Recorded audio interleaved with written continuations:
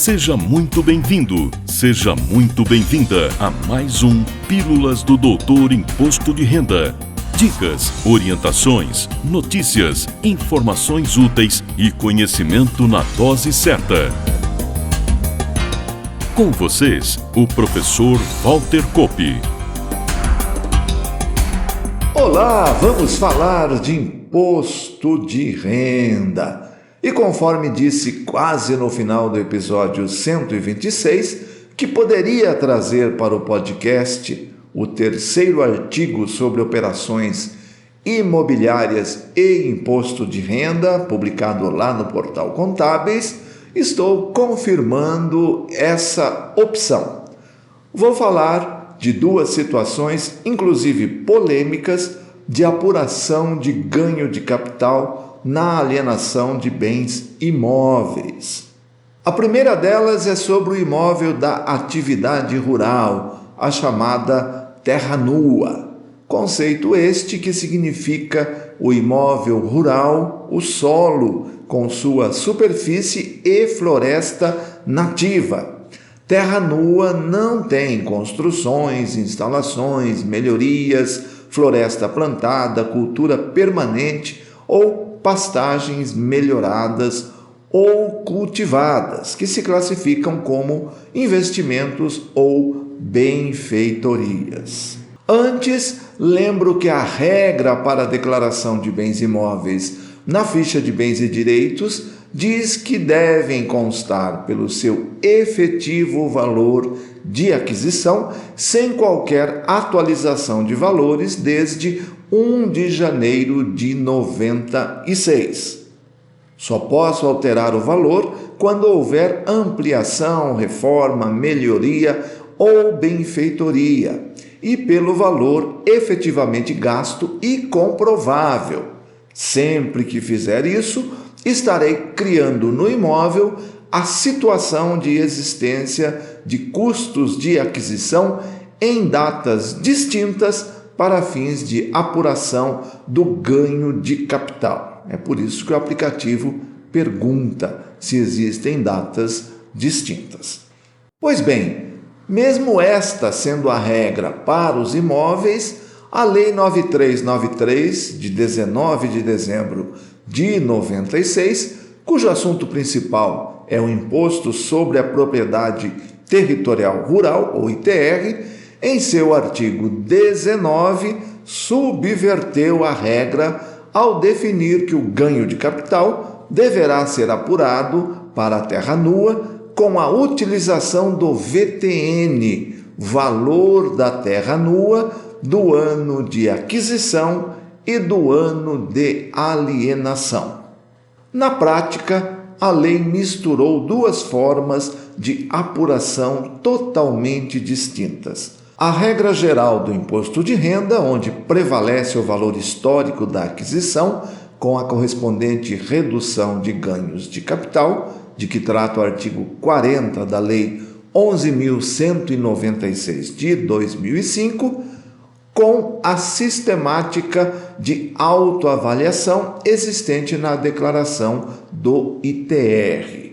Conforme dispõem as regras do ITR vigentes, o fato gerador do imposto ocorre em 1º de janeiro de cada ano.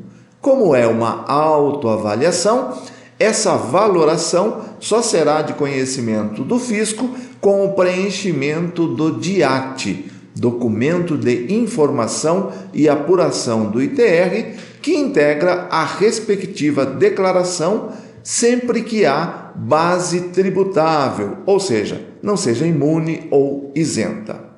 E as declarações do ITR costumam ser entregues de meados de agosto a 30 de setembro de cada ano.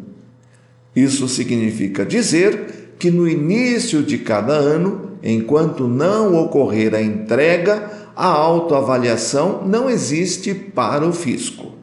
Para complicar um pouco mais, a Instrução Normativa SRF número 84, lá de 11 de outubro de 2001, em seu artigo 10, definiu as situações em que ocorrerá o uso do VTN.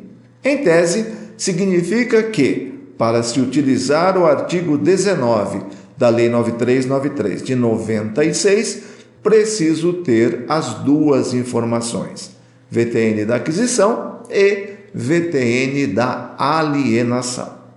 Assim, de cara dá para concluir que, se o imóvel foi adquirido antes de 97, não existirá o VTN de aquisição e devo usar a regra geral: valor de alienação menos custo de aquisição, com as reduções a que tiver direito. Para os imóveis rurais adquiridos a partir de 97, é necessário que a aquisição se dê antes da entrega da declaração de ITR e a venda ocorra após a entrega do ITR.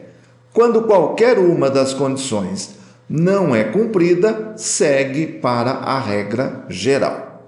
E o problema não acaba aqui. Ele será de natureza contábil quando existirem os dois VTNs, de aquisição e de alienação. Vamos entender com um exemplo? A terra nua está na declaração de bens e direitos por R$300 mil. E pela autoavaliação do ITR, tem o cálculo do ganho de capital feito por R$1.200.000 para a venda e o custo de aquisição do ITR em R$500 mil. E ainda temos o valor efetivo da operação, o financeiro, de, no nosso exemplo, R$1.500.000. Quantos números, hein? O que vai acontecer? Contabilmente, a baixa do bem da declaração de bens e direitos vai gerar um caixa de R$300 mil.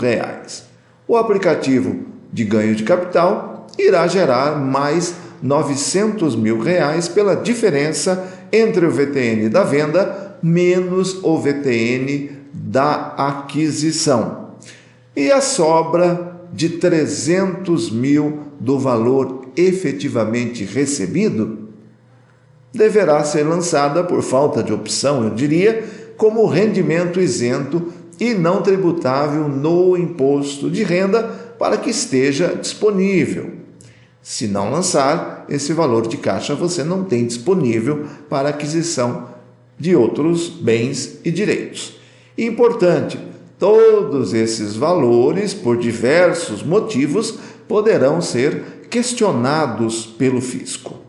E antes que nosso tempo acabe, falo da outra situação também polêmica, decorrente do não cumprimento do disposto na Instrução Normativa SRF número 107, de 14 de julho de 88, que trata das operações de permuta de unidades imobiliárias, tanto na pessoa física quanto na pessoa jurídica.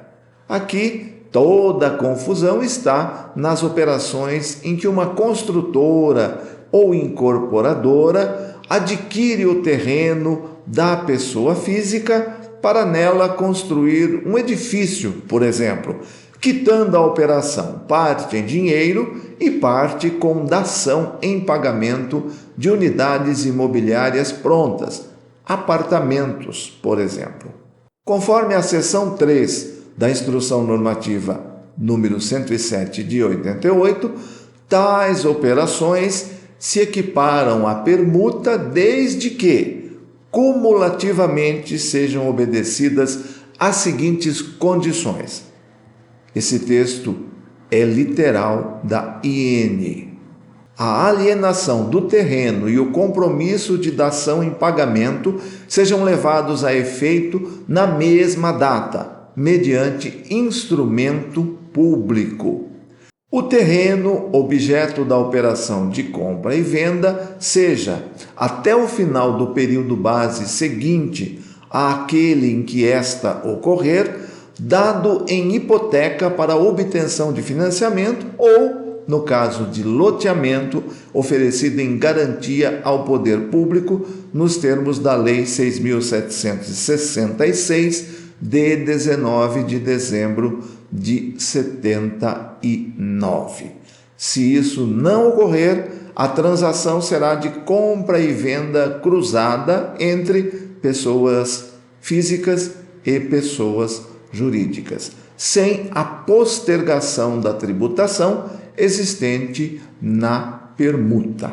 Na prática, o que vemos é o alienante arcando com os encargos do ganho de capital, embora o descumprimento das regras seja da incorporadora adquirente. Ou seja, os bens recebidos em dação são considerados parcelas recebidas do preço e não ocorre a postergação da tributação verificada na permuta.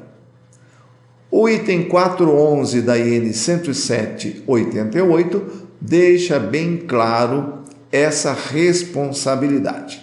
Se você desejar conferir, leia meu artigo no portal Contábeis, lá está na íntegra, ou a própria instrução normativa. E fico por aqui, esperando que tenha gostado do assunto, agradecendo a sua preciosa audiência.